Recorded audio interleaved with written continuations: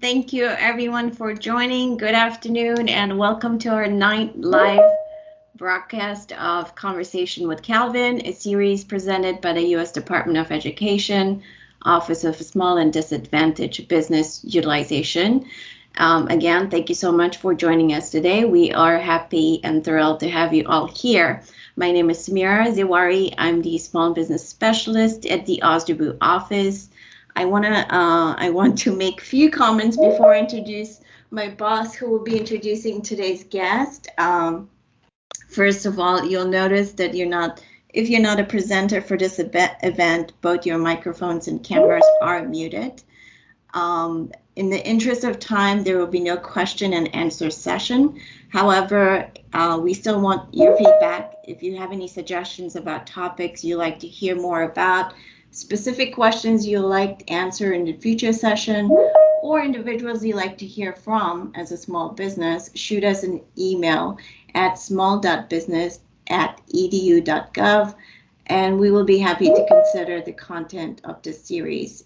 Please do keep in mind that all iterations of the series will be interviewed based in the nature. You may submit questions through the chat during the event. We may or may not present them based on timing and flow. Questions not answered today may be answered in a follow-up event. So now that you have a better understanding of how this will run, let's begin. I'd like to introduce you all to my boss, Mr. Calvin Mitchell Jr. He's going to introduce today's guest of honor. So over to you, Calvin. First and foremost, thank you, Samira, for putting this together.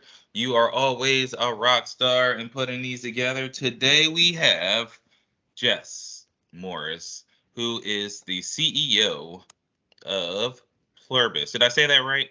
You did. Pluribus Digital. I did. Oh, great. Okay, good. Because I'm always nervous when I try to pronounce words. You know, I sometimes stumble. However, this is an exciting one because a lot of times we talk about different angles of how small businesses start.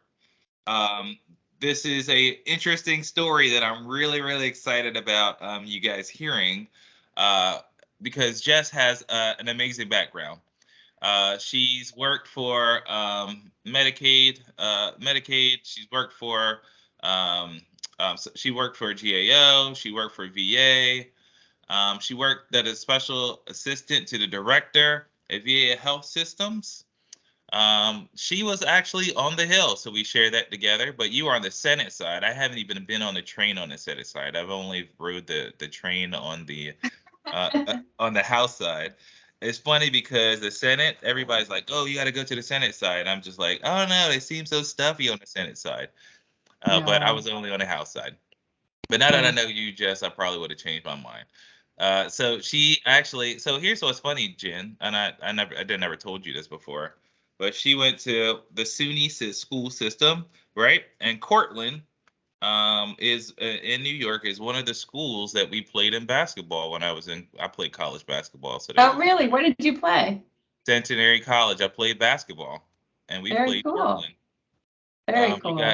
You guys really handed it to us that day, so I'm not gonna Can't say that was me playing.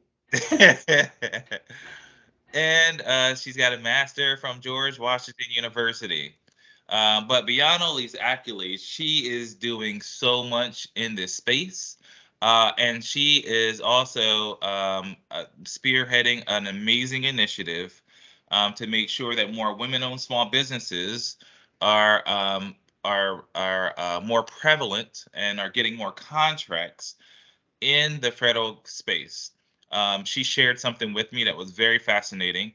The women-owned small businesses in a digital service space only represent 1% of the total dollars going to small businesses. Is that right, Jess? Correct. So we got to do better, right? And so she's been spearheading an initiative to with the other women-owned small businesses to really get that initiative set forward. And that's how we got to know each other. We met a while back, and it was just a fascinating story. And I said, hey, would you please be a guest on Conversations with Cal? And she said, let me see what it is first before I agree, and which I appreciated, right? You just can't jump all the way in, right? You want to kind of dip your toes in the water. But I'm so glad that you agreed. Just for those who are new, Conversations with Cal is kind of like two friends sitting together in front of the fireplace, drinking wine, lemonade, whatever you might drink by the fireplace. That's what we're doing here. And I really do feel like I'm in a fireplace today, next to a fireplace, because I'm upstairs in my house. The air's not circulating as much, so if I look a little shinier than normal, I'm working hard for this interview. Is that okay? I turned up my air conditioning for the same reason. It's definitely a summer in July. Washington, D.C. for sure. Is it still July? Yeah, summer in July in D.C. Oh my goodness. And we only really have two seasons. It's winter and summer, right? And there's really nothing in between. But look, I think we got kind of get used to it. That's why I shave my hair, so I'd never have a bad hair day. And at least that's what I'm going to tell everybody. But anyway, so let's hop right into it. Is there anything that I left out that you wanna say? Did I accurately portray your background? No, you did a great job of it, for sure. I was a Fed for 18 years in both the legislative and the executive branch space. The last 3 years of my time as a Fed, I was a contracting officer, which is why I probably am among friends when I say that I'm a procurement nerd. And I can't say that I know all things related to procurement, but I certainly love this topic and loved how we got to know each other when we talked several months ago, when I was certainly working to find out more about why are certain things in government the way that they are, now that I'm the owner of a woman-owned small business. So and so and for those who are wondering how the story goes, we're still working together, and we're gonna try to do some things to really to make sure that women-owned small businesses in the digital service space get a better opportunity at some of these federal contracts. So that's where we are now. We're still pushing, and again, stay tuned, and hopefully we're successful in our endeavors. So Jess, sure. I had mentioned before, you're a CEO of your company, and you got there in an unconventional way. So there are probably some small businesses, or maybe even government contractors, or sometimes we have people who are currently in other spaces that are interested in starting a business. Can you walk us through real quick how that happened and how you went from the federal space as a contracting officer, working a good job, I'm imagining, to taking on the headache of owning a business? There's equal headaches on either side. No, I was a proud Fed for, like I said, almost 20 years, and mostly focused on research and data analysis in the Medicaid space. I was very much into the public service mission and loved the life as a federal employee. I think the story that I told you, and the story that is just the most honest, is a few years ago, I was trying to figure out if research in government was where I wanted to stay, but I was also loving the contracting officer side of things. And so it was a little bit of a midlife crisis, if you will. I had moody teenagers at the same time. And I think that the third other factor was my husband was working for a company called Solutions Technology Systems, Inc., STSI. And the CEO at the time said to him, my husband, Ben, I'm looking to step away from the company. You need to think about if this is something you want to do for yourself. Do you want to run this company? And so we just said to each other one time, I'm gonna step out of like the federal space. I think I'm gonna figure out what's next for me if I leave the federal government, and just figure out why these kids are so grumpy. And he said, great, that gives me a chance to figure out where I'm going to take this company. I mean, I think we all find ourselves like that when we have preteens. Yeah. About 10 months into it, my husband, who is, a solutions architect, which in the digital services space really means he's that chief architect for all of the IT solutions that we look at. And he basically said to me, like, look, I'm a very technical person and I know the industry, I know this technology, but I think you should think about running our company because you're a manager, you understand government contracting space, you're a people person. And thank goodness we have super technical people who understand that there are times when they should run companies and there are times when they should be focused on the technical space and know when to say to other people, you're really the person who can run things. And at the time, I was like, that's so different with what I'd done before in the federal space. Are there folks like me? Turns out there's quite a few people who were once feds, once contracting officers, who are very qualified to run companies. And once I really entertained it and thought about what skills it would need from me, it really became very evident that this was a great idea. And so I said yes, and I became the majority owner of the company, and our previous CEO stepped away. My husband is a small part owner, but really focused on the technical side. But I am now the owner of a digital services company with a focus exclusively on public service missions. We build custom software for the federal government, and if there's anything I know, it's government work. And so it's a partnership that was really smart from the get-go, and that was a little under 3 years ago. So, Jess, we talked a little bit about this, and what was your mindset, right? Like, what made you say, I can do this, right? Because, look, as a government employee, it's very comfortable, right? We got security, we have all these things that really keep us, that doesn't keep us up at night, right? Right. What inside of you, what inside of you said, you know what, I'm going to take this leap? What inside of you, because it sounds like you definitely have a good support system, right? And we talked about this all the time on Conversations with Cal, the importance of a good support system, right? And I know you have adoring kids that were rooting you on and saying, go super mom. But what happened inside of you? What was going on internally that really helped you to make that leap? I mean, I was already stepped away from the federal government. I took a good sabbatical, for lack of a better term, to figure out what was next that would use my skills the way I wanted the rest of my career to go. But it was also a couple of other things. There was already a leadership team in place, and I knew some of them. In fact, I worked with the relative of my now amazing VP of Strategic Growth, Brandy Morrison. I already had known her, and I consulted her, and I said, is this really a smart idea? What makes us get in this direction? And, you know, I really bought into their vision to sort of suggest this. You know, it wasn't just, hey, Jess at the dinner table. It was a team effort to think about where the company would go and what strengths did they need in the next CEO. So that person is now my right-hand man. Brandy loved you met Brandy when we talked in February. Yeah. I loved the idea of being woman-owned in this space. And so a big part of it is strategic, is if we certify as being a woman-owned small business, we could pursue contracts that limit competition for the company. I think the other thing that really drives it home for me, that really gives me the excitement in my belly that even on the hardest days make it well worth it when I look back, is yes, it's using my skills.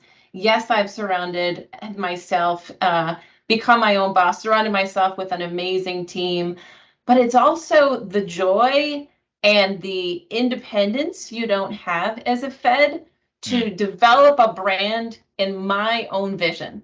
And so we renamed our company. We're no longer STSI, we're Pluribus Digital, and Pluribus, as you know, comes from E Pluribus Unum, which is on all American money, and it really means united we are one. And I wanted to create a brand that represents that public service mission as soon as you hear it, that public knowledge, but also the inclusivity. And so I was able to really promote our brand as a new, even though we'd been around for 23 years, but to show that we were going in a new direction, and the ability to say, these are the principles that we stand for as a small business. If you look at our website, we list our principles and how they inform our decisions. That is so empowering, to be unapologetically inclusive, to be unapologetically talking about the type of company I want to run. I want to run a calm culture. I don't want folks burn out with 60-hour weeks, but I want to make sure that they hear that that's doable. I want to reinvest in communities that are underserved in technology. women, our neighborhoods. Those are things you can't do as a federal employee. And so to have the autonomy and having no one else to answer to but myself and the guidance of the smart people I've surrounded by, that's something you don't have as a Fed. And so that has been super empowering. And I really like something on your website. Pluribus represents both the many we serve and the many diverse skills and backgrounds brought together to provide those services. And when you look at your leadership team, is pretty diverse. And I really appreciate that you walk the walk and talk the talk. And that's been a big part of your success, right? You've seen significant growth in the company in the short time that you've been there.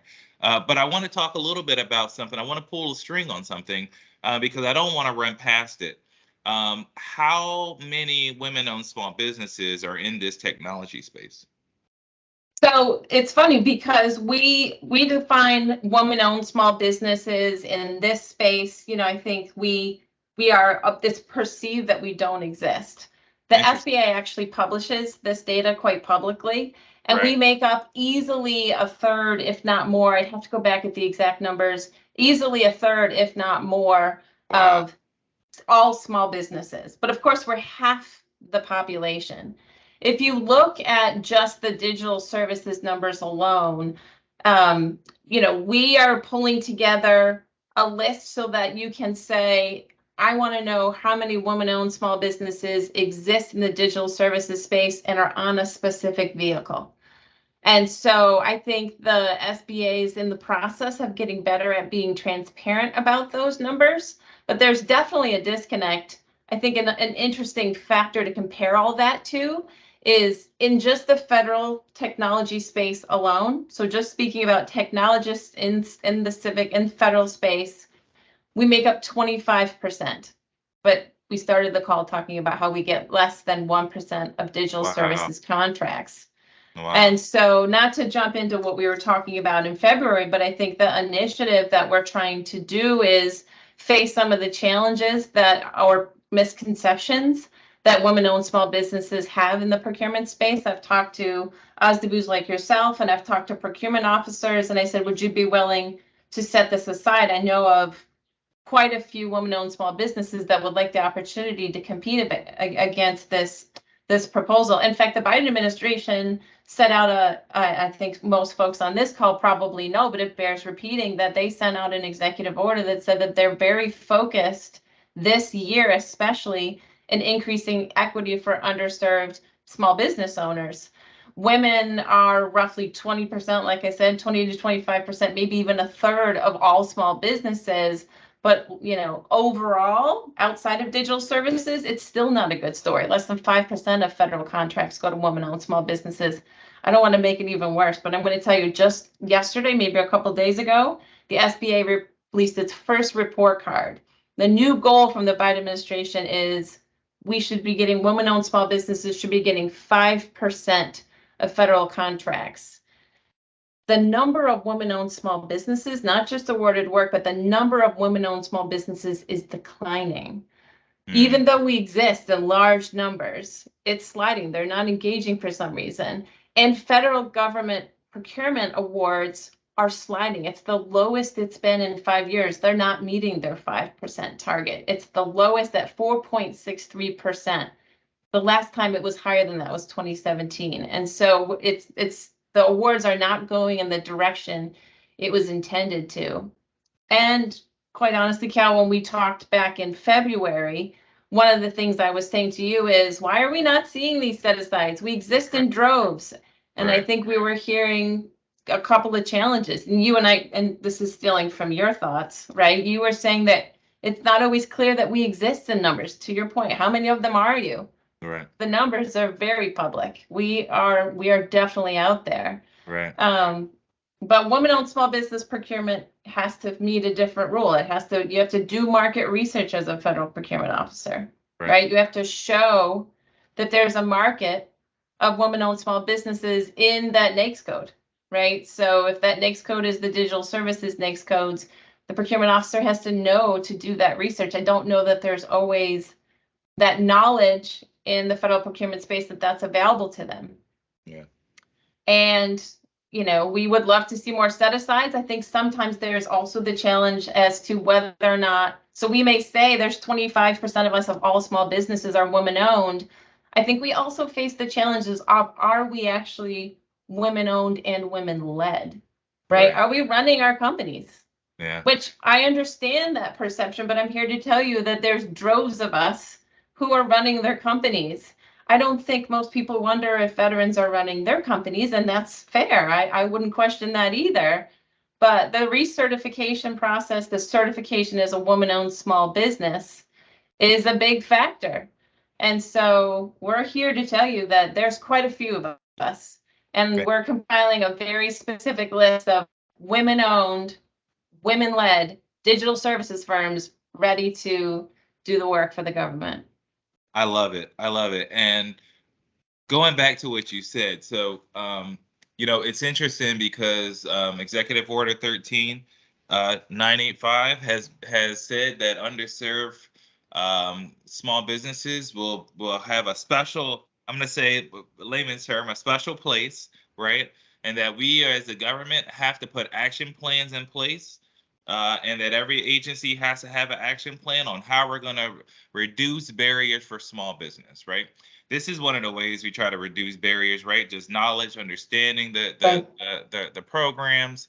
I wanted to take some time for us to discuss this. One, because I love the initiative, and two, I think there are probably some other women-owned small businesses that are in the digital space. I can think of several who would probably want to sign up in the Army, right?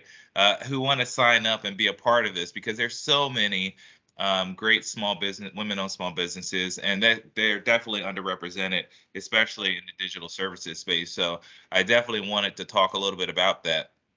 And on top of that, so if you're out there and you're looking at an agency, if you Google whatever agency you're looking for, an equity plan, or if you do White House equity plan, all the equity plans will show up, and you'll see how each agency is trying to engage to try to reduce barriers for small business.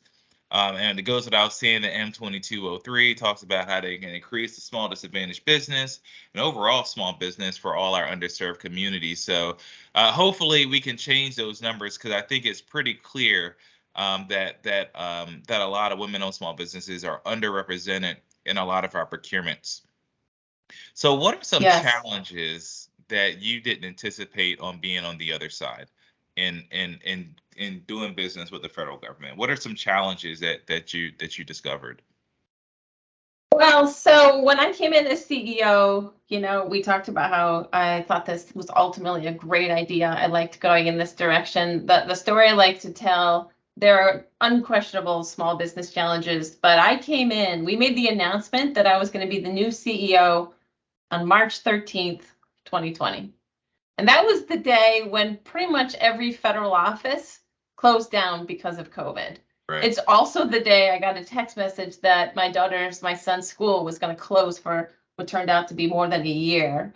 My two first executive actions as a CEO was to cancel the lease space that we were required by contract to open up for a brand new $95 million contract that was going to house 100 people. But of course, we had to stop that lease. We didn't ultimately and thankfully sign that lease. And we had to pull all of our folks out of federal spaces and say to all of our federal leaders, listen, we're going to pull our staff out. It does not appear to be safe. That was definitely not something I had anticipated even a month before we announced me coming in as CEO. And so it's definitely been a wild ride to be a CEO almost exclusively virtually. I didn't meet most of my staff in the first 2 years because everybody was waiting for vaccines and ultimately finding that pathway to feeling comfortable to being back again. And so, interestingly, the rest of the last 2 years has been full of several things, whereas, as CEO, you don't anticipate things like the Black Lives Matter movement and what are you going to say about that? And I think it's really important. I talked about how the principles of our company I want to unapologetically feel autonomous to say what I need to, but how does that role matter as CEO? And what is my corporate responsibility? As a Fed, you don't really ask yourself about corporate responsibility. You sort of hear what the administration says.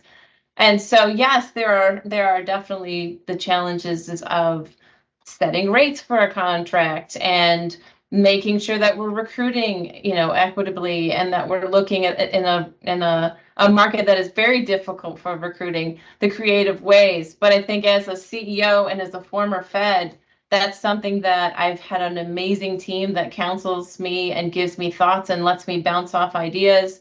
But those are not something that you're prepared for when you're a Fed. And it's something that I think is very important that we do as corporate leaders.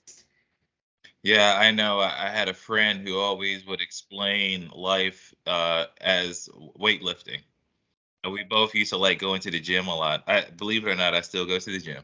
And he would always say, Calvin, your muscles only grow when they're sore, right? Like if you go and you work out and you don't have sore muscles, usually you're probably not growing. So through that pain and some of that adversity, we grow and we really come into form.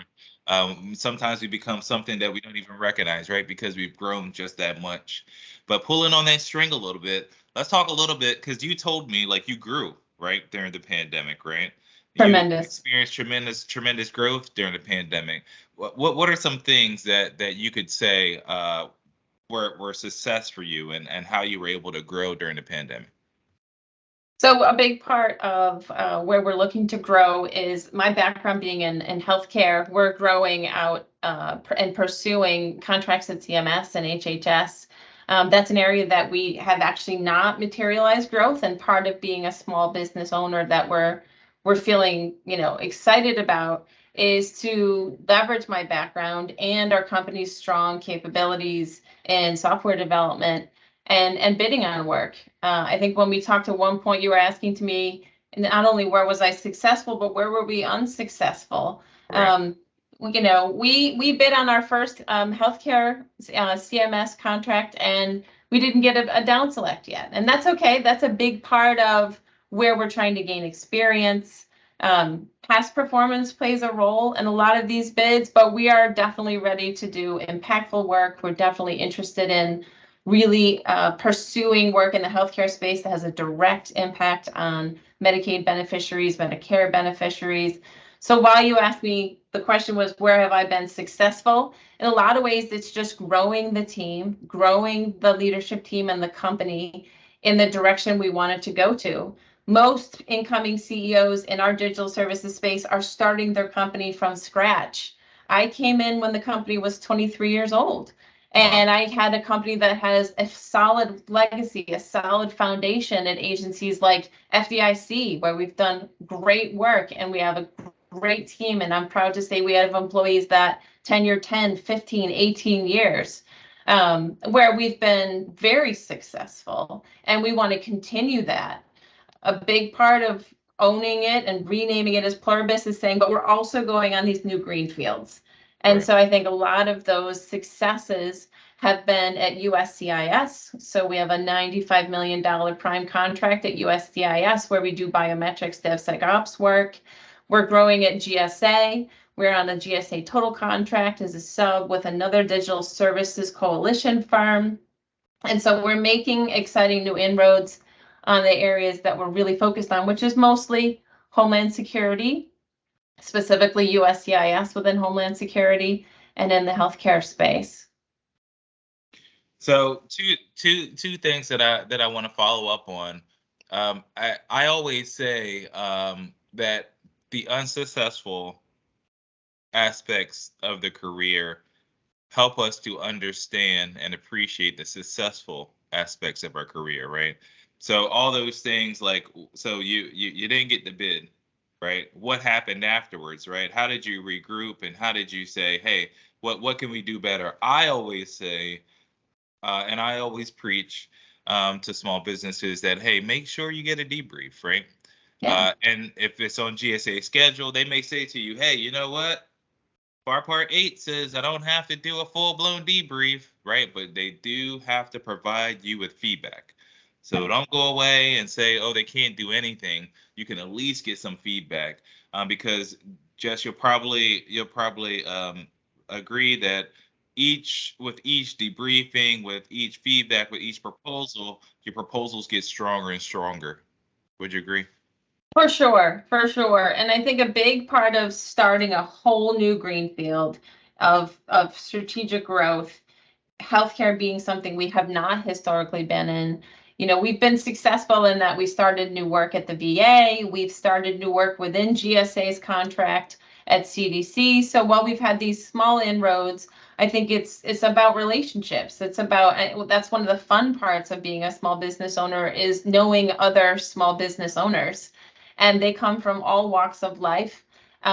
So quite honestly, some of the lessons learned is knowing who the players are, both within the agency. This is kind of a no-brainer, right? Knowing within the agency who the program offices are, but also understanding where the agency is going. Are they interested in digital services transformation is a big question folks in my industry ask. And some agencies are at different stages of that.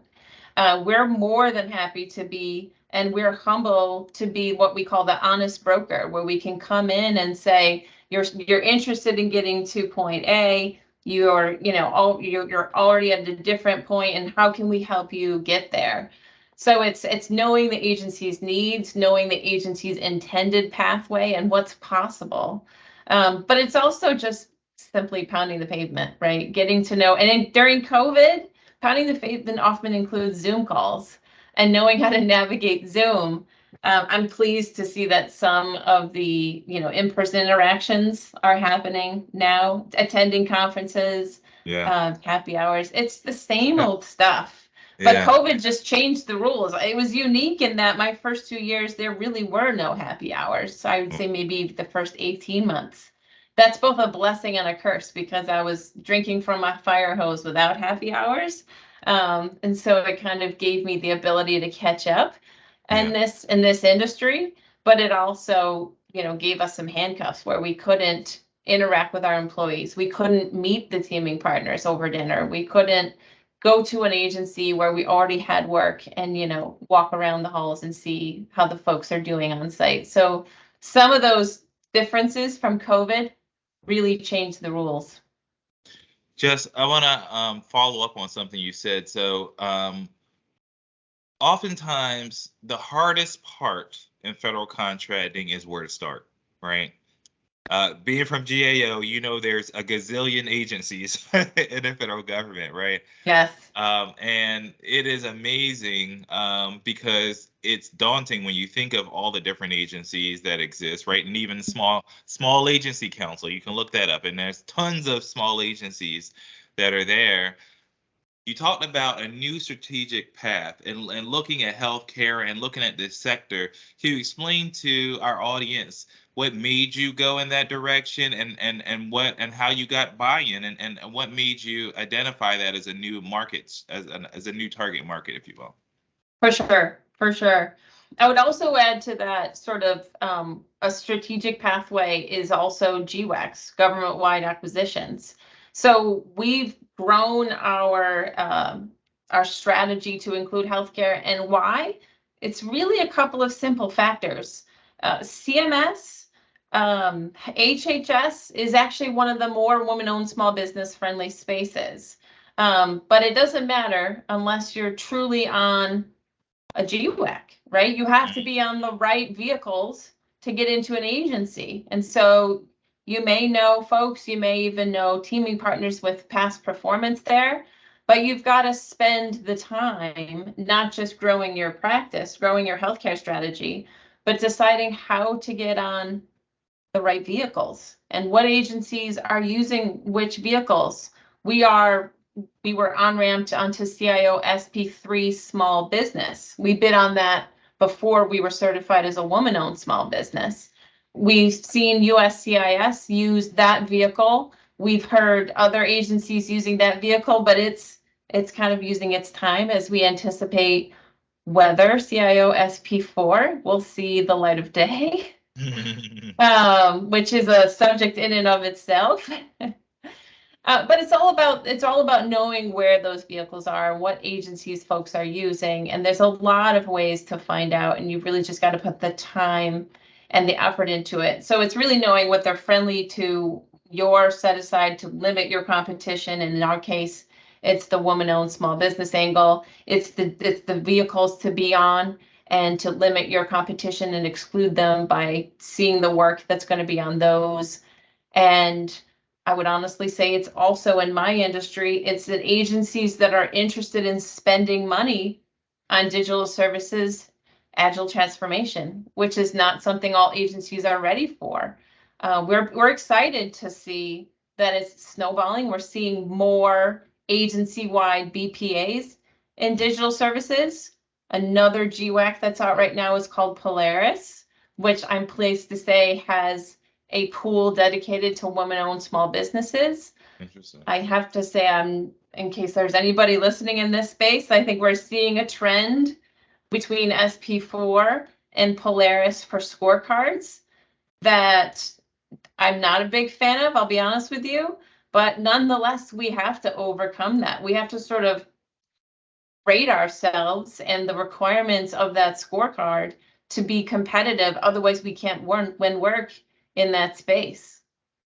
Yeah, so just recapping, it's important to do your market research, right? Identifying who's spending what, and once you define who that client is that's spending what you're selling, or who's buying what you're selling, you also got to determine the contract vehicle. That is a huge part that is often missed. And I always say to my small businesses, look, if I get you in front of a customer and you get them fired up and ready to go, but they don't have a vehicle or a mechanism to get to you, when it goes to contracting, that's probably going to die in the vine. Why? Yeah. Because contracting is not going to know what to do. They weren't in those discussions, right?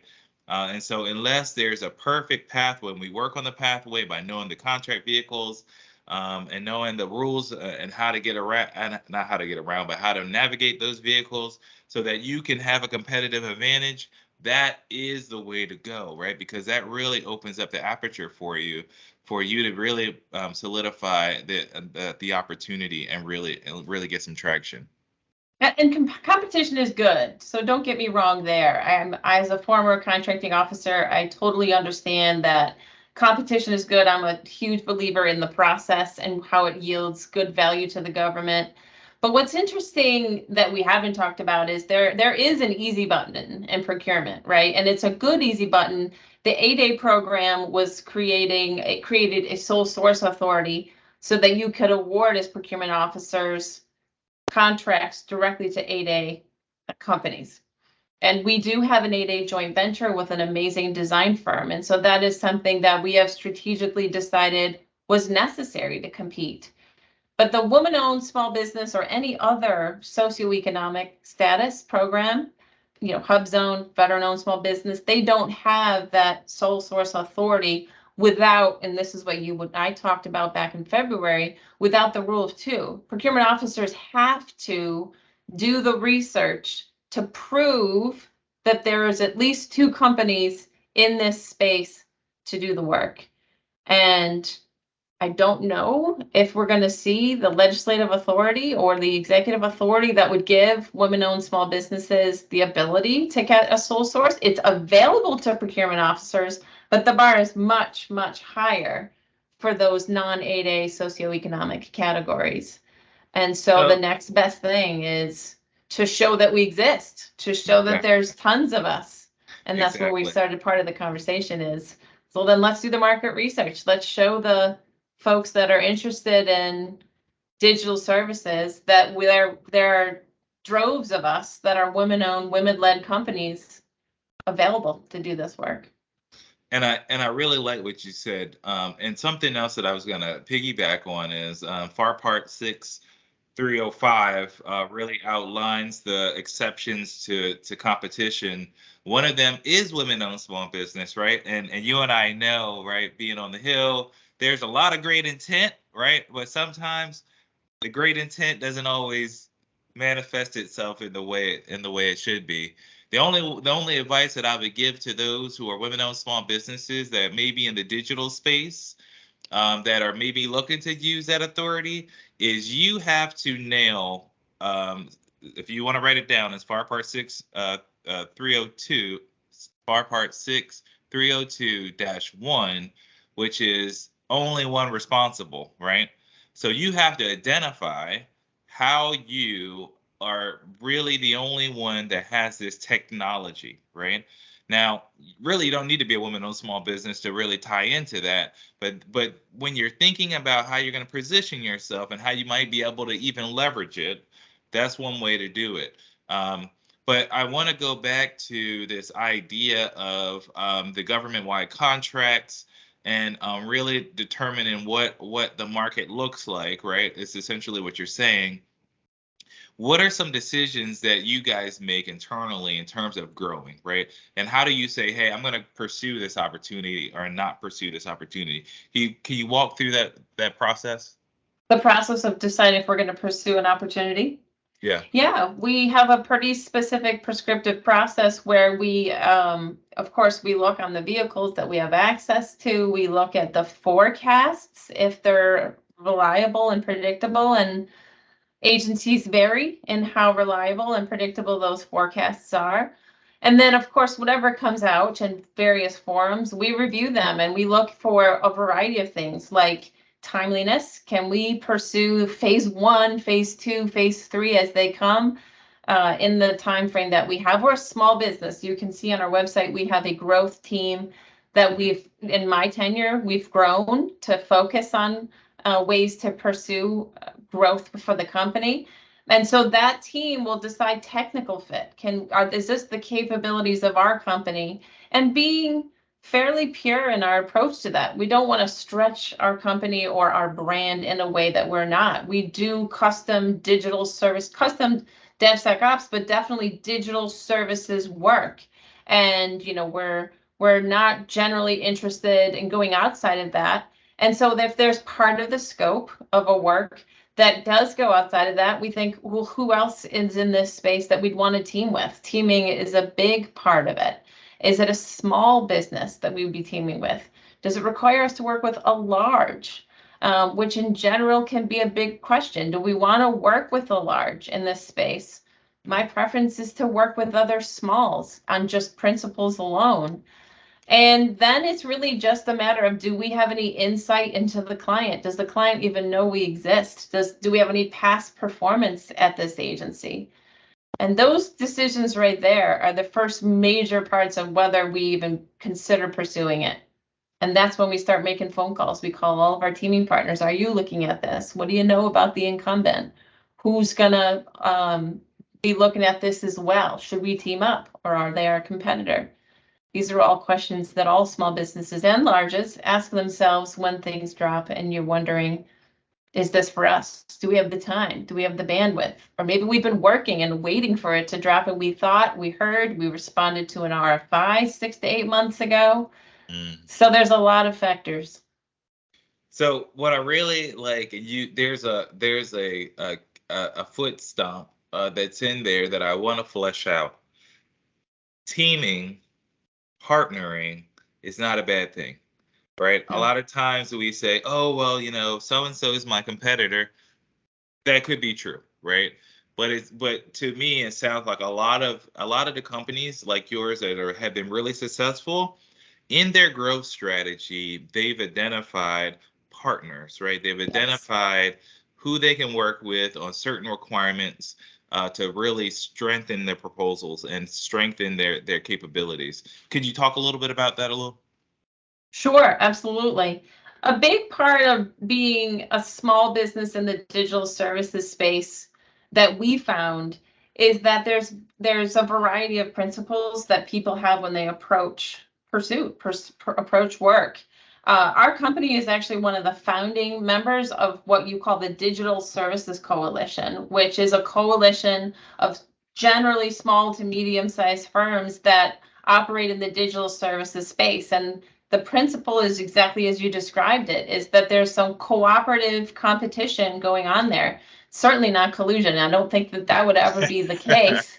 But I think it's definitely, we have shared concerns on recruiting. We have shared interests on understanding the FAR. We have shared interest in understanding all the different ways that you're going to come at government procurement. And teaming is a huge part of that. And small businesses are stronger when they blend their capabilities and build on each other and stand on each other's shoulders to put a proposal together that helps us all grow. Maybe we've got experience at an agency, or maybe we're the strongest based on how the scope of work is written on the one task that really needs Pluribus digital skills.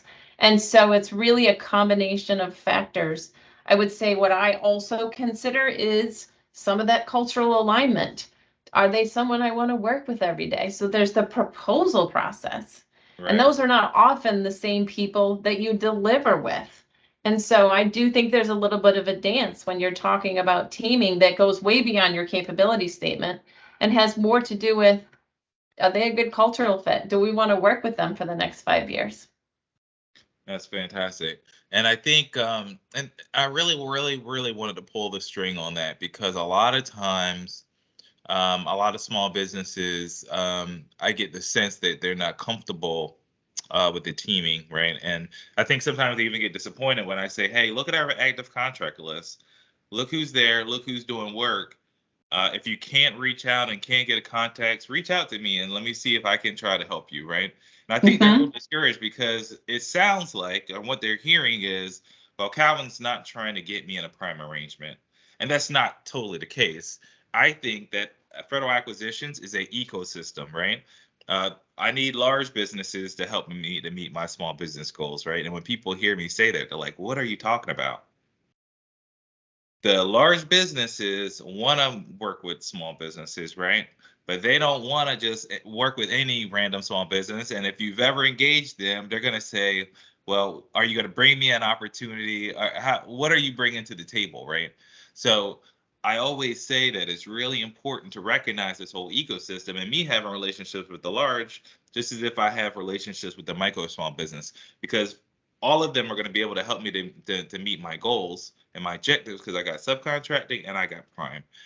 So being able to know what that ecosystem is, being able to understand what the partnerships can bring and how the value can bring is fantastic. And I know that SBA has a rule coming up where you can use the past performance as a first tier sub, which is huge, right? Because that's huge, right? Like we talk about barriers for small business, right?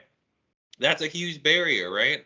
It's a huge barrier. Yeah. Right? If I'm trying to get into an agency I've never been at before, and we can all agree that good fresh blood is a good thing from time to time. Absolutely. If I'm doing the exact same thing at a different agency and it's got all the parallels, let me tell you that story and make sure I can show you how I can do it for your agency. For sure. And it's interesting because you talked about ways in which you're looking at it. I think what we're finding is that it's more than the standard prime sub relationship out there. And I'm always encouraged when I see agencies, procurement officers that are open to different types of teaming arrangements.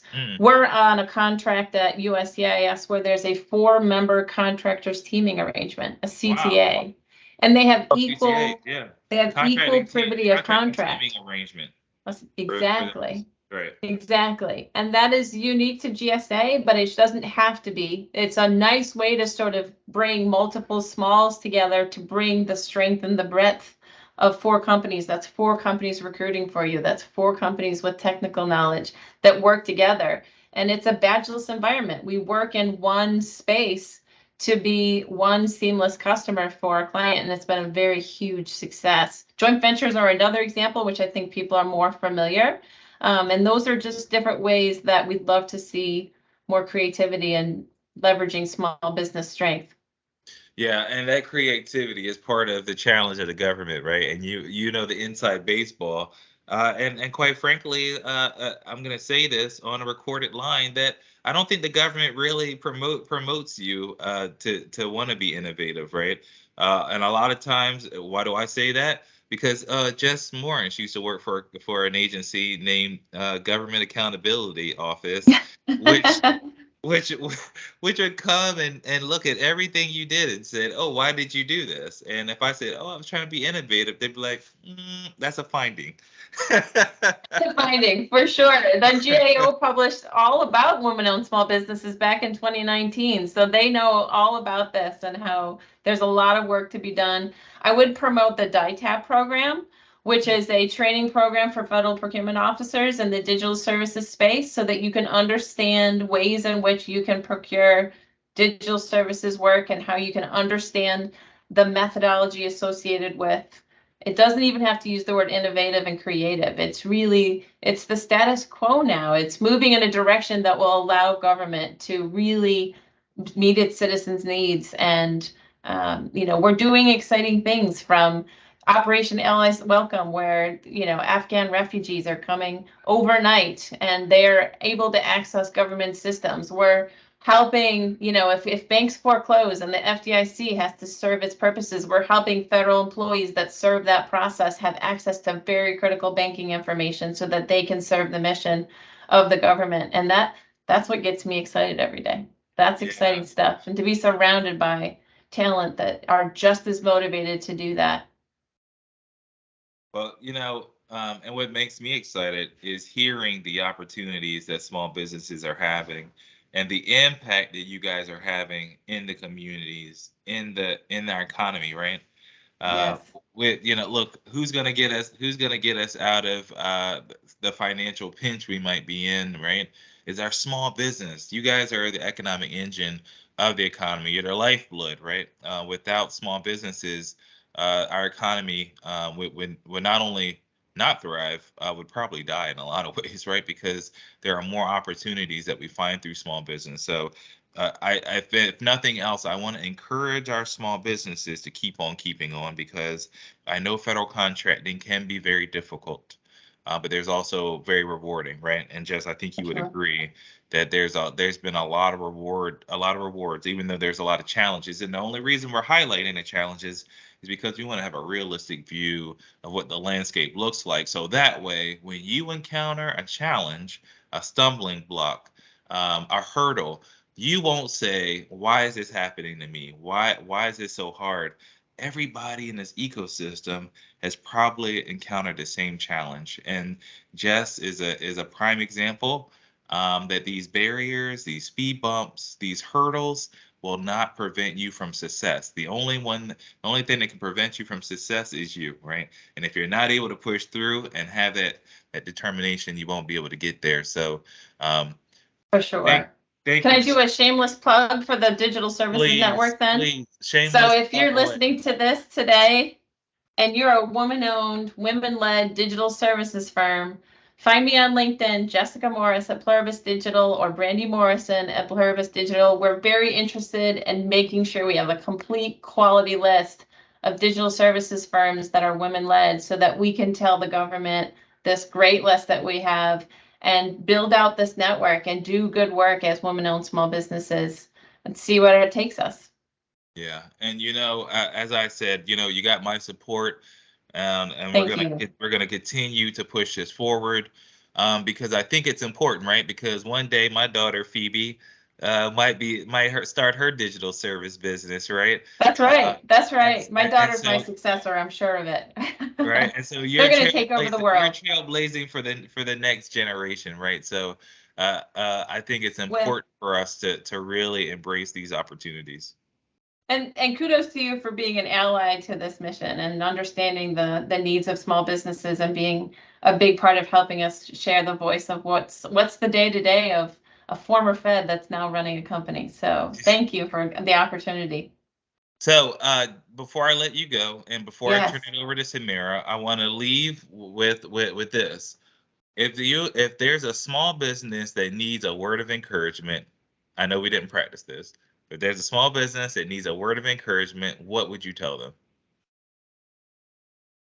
It's a great question. I would say surround yourself with people that you trust. Surround yourself and, check your ego and make sure that you understand that you've always got something to learn. If I didn't take that advice from myself, I would have been drowning. I need to make sure that I listen to the people who have, great counsel and in the end, you become grateful of the smart people who may often be smarter than me. The title of CEO is just the title. And I'm really the culmination of the great people, my leadership team, the talent that work for Pluribus Digital and meet that mission. So listening to them and leading in their vision is definitely the best way. It's worked for me.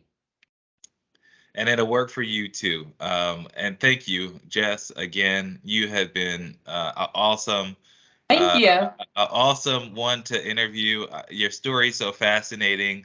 I know I find you totally inspiring, not only because you're a fantastic mother and wife, but you're also really, really cool business lady. So Thank I you. really appreciate that. And I told her, I said, you just exude boss, right? Like every time I speak to you, I'm like, okay, I gotta listen. She's a boss, right?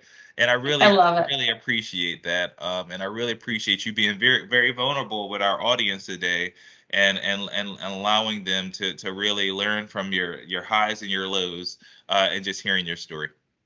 I appreciate the time. Thank you so much. All right. Samira, can you close us out? Yes, thank you, Jess and Calvin, for this great conversation. Thank you, everyone, for attending, and have a wonderful afternoon. Thank you, guys. Samira. Thank you. Thank Bye-bye. you, Calvin. See ya.